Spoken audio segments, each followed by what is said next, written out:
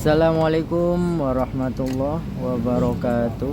Salam jumpa lagi sobat semua di channelnya MTC Media Teknik Seluler. Mudah-mudahan kita tetap selalu diberi kesehatan walafiat dan juga selalu diberi kelancaran, baik itu kelancaran karir, profesi, aktivitas, terutama kelancaran di bidang rezeki. Oke sobat semua, kita kembali lagi nongkrong di MTC ya. Kita kembali, ini ada kerjaan, ini ada temen membawa HP dan juga sound aktif. Yang satunya HP Vivo Y53, yang satunya sound aktif. Nah ini kalau sound aktif minta ganti konektor. Memang sering banget di kita itu konektornya jebol ya, rata-rata itu. Kita bahas satu persatu. Yang pertama kita bahas handphone dulu, ini yang penting. Karena kalau handphone ini buat hubungan, buat kontek-kontekan sesama klien, teman bisnis ya, sangat penting lah kesimpulannya. Handphone itu sekarang bisa dikatakan sudah menjadi kebutuhan pokok ya dalam kehidupan sehari-hari kita ini. Dan ini Vivo Y53 dengan modelnya yaitu Vivo 1606. Ini Vivo Y53. Untuk problemnya adalah tidak ada sinyal. Ini kartu terbaca namun sinyalnya transparan ya, seperti yang kita lihat. Seperti yang kita lihat di sini tidak ada ini ya, tidak ada silangnya di sini, hanya transparan ini. Rata-rata kan sinyal silang overburden ya. Nah ini kalau untuk Vivo kartunya terbaca, sinyalnya transparan, tidak nimbul. Untuk kartunya terbaca ini. Sini kita coba cek dulu secara manual ya. Kalau untuk menentukan di antara sekian banyak tips dan trik untuk menentukan kerusakan pada bagian sinyal, salah satunya kita cek dulu secara manual. Nah, di sini kesalahan apa tadi? Kesalahan jaringan ya. Nah, di sini di saat kita cek secara manual itu providernya tidak muncul. Mestinya setelah kita menelusuri jaringan, oh kesalahan ketika menelusuri jaringan. Di sini tidak muncul ya. Mestinya di saat kita cek secara manual di sini provider itu muncul, nongol, menampilkan diri, entah itu Telkomsel, XL, Indosat, Smartfren, Tri dan selanjutnya dan selainnya. Tapi di sini tidak muncul. Nah, persoalan seperti ini biasanya terjadi, errornya itu rata-rata terjadi karena IC WTR yang sudah lemah, rata-rata seperti itu kalau providernya tidak muncul sama sekali. Nah, kita akan cek lebih lanjut untuk kasus sinyal dari Vivo Y53 ini. IMEI-nya muncul ya, sempurna, aman, terkendali untuk IMEI-nya. Sebelumnya kita akan cek dulu untuk versi pita basis. Untuk versi pita basis ini juga normal ya, ada. Berarti kemungkinan besar, bahkan mungkin bisa kita pastikan ini kerusakan pada hardware-nya. Kita langsung eksekusi aja.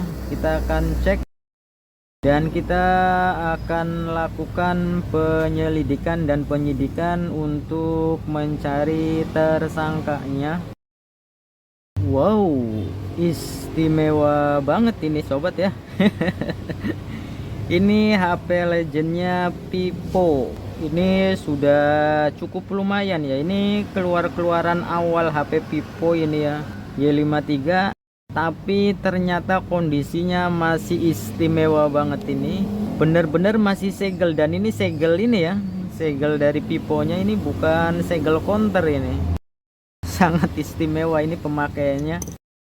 Baik baterai semuanya juga ini masih ori ini.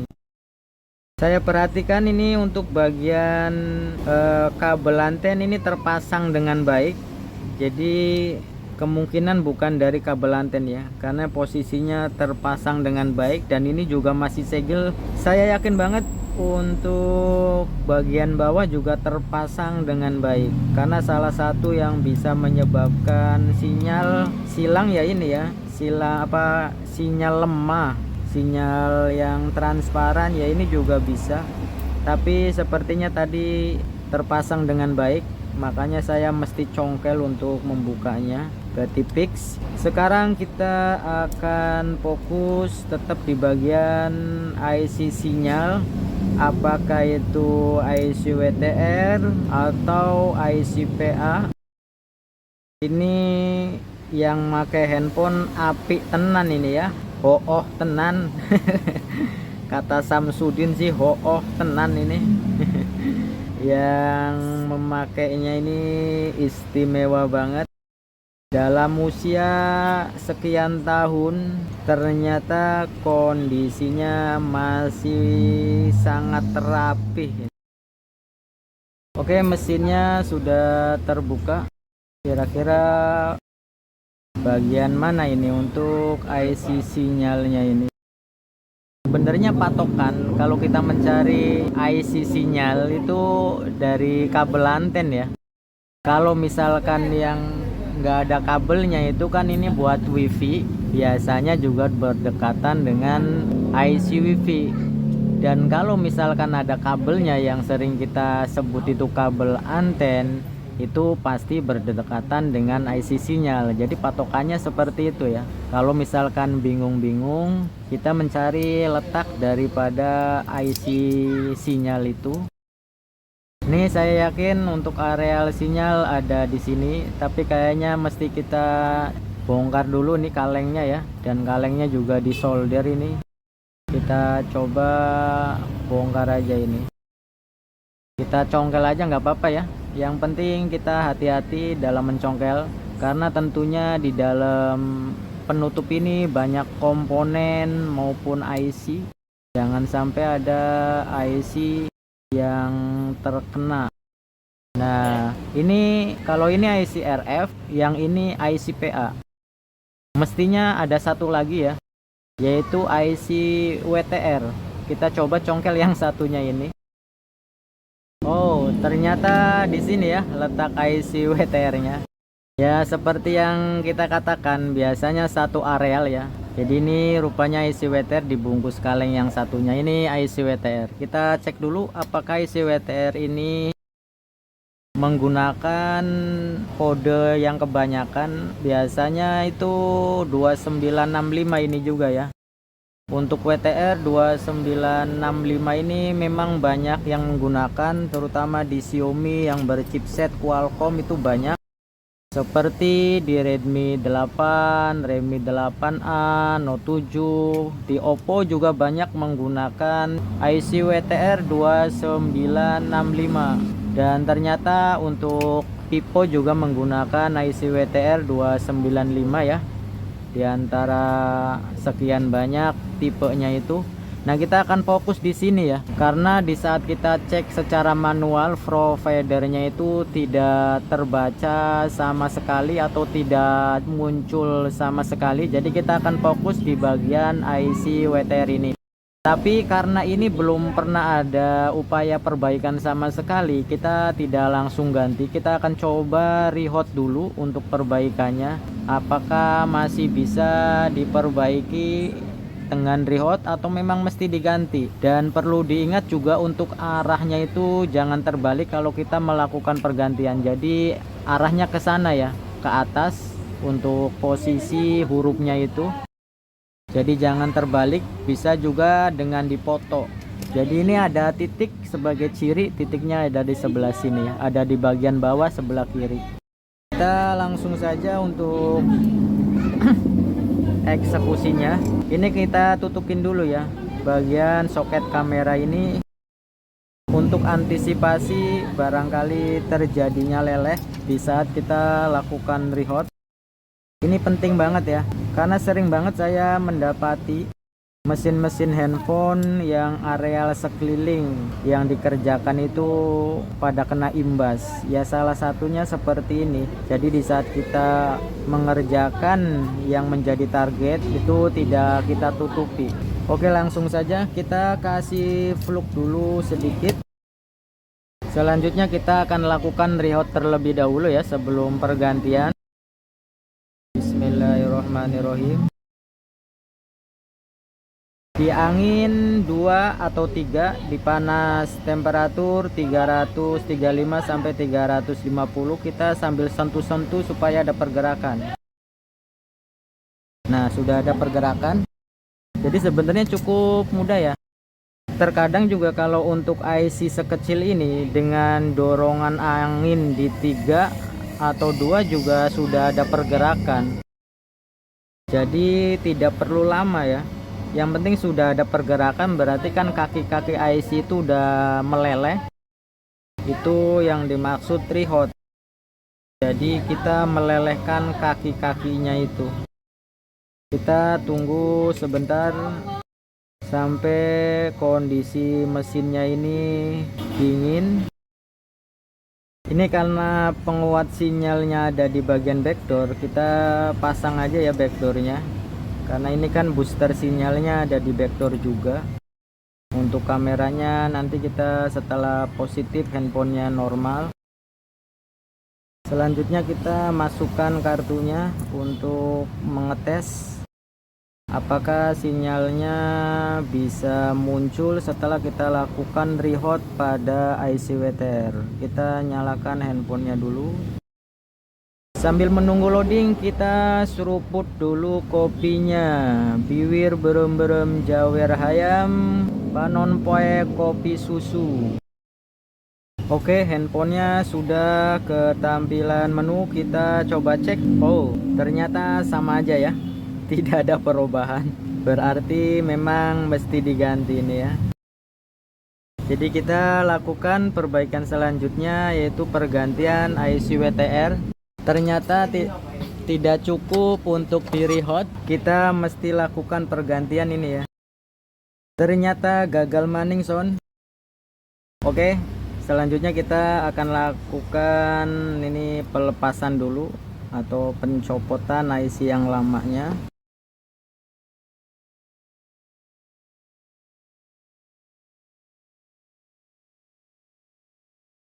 Ini mesti hati-hati banget ya, karena tempatnya sempit banget. Ini areal sekelilingnya banyak komponen.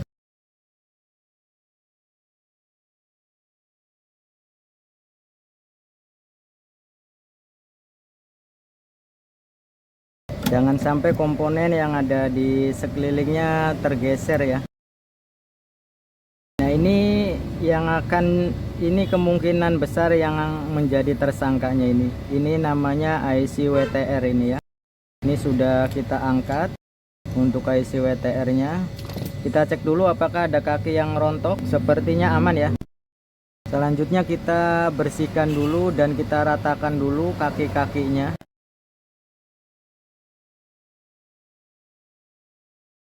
Kita ratakan dengan solder, tapi kita gesek-gesek, tapi jangan ditekan ya. Wah, ini jenis timahnya agak keras ini ya, agak mengkental ini.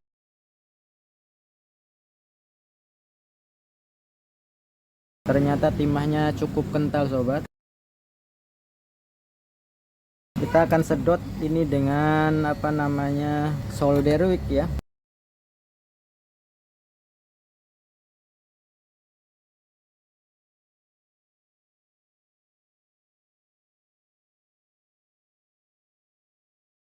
Karena ternyata pakai solder ini agak keras timah-timahnya ini.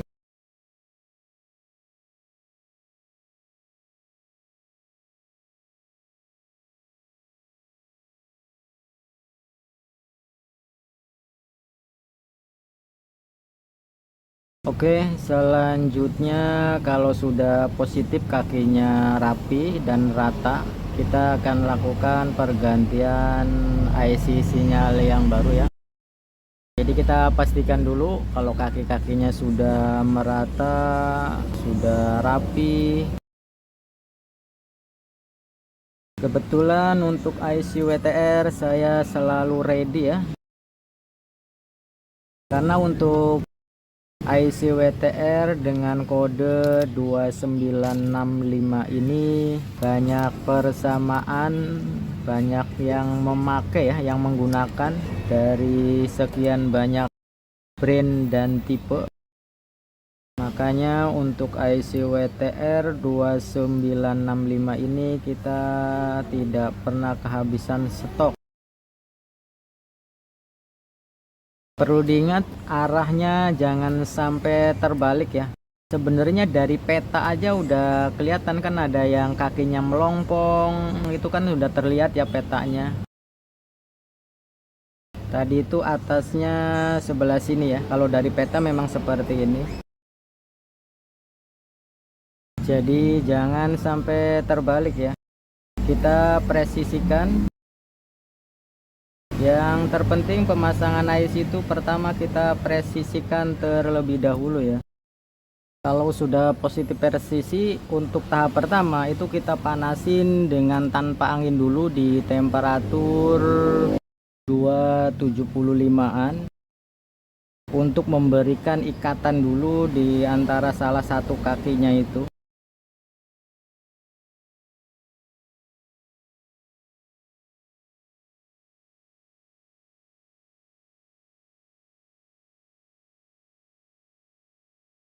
Kita cek lagi apakah masih presisi. Kalau sudah pasti presisi, baru kita kasih fluk lagi sedikit aja ya. Kemudian kita panasin ulang dengan panas temperatur seperti biasa, yaitu estimasi di 335 sampai 350-an dengan angin di 2 atau 3.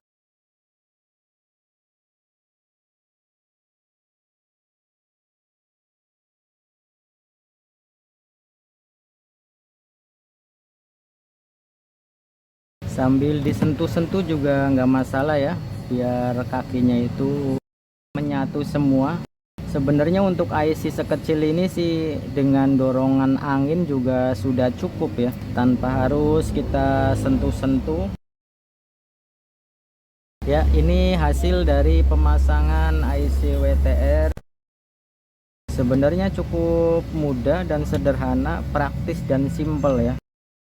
Namun kalau tidak terbiasa tentu agak kikuk.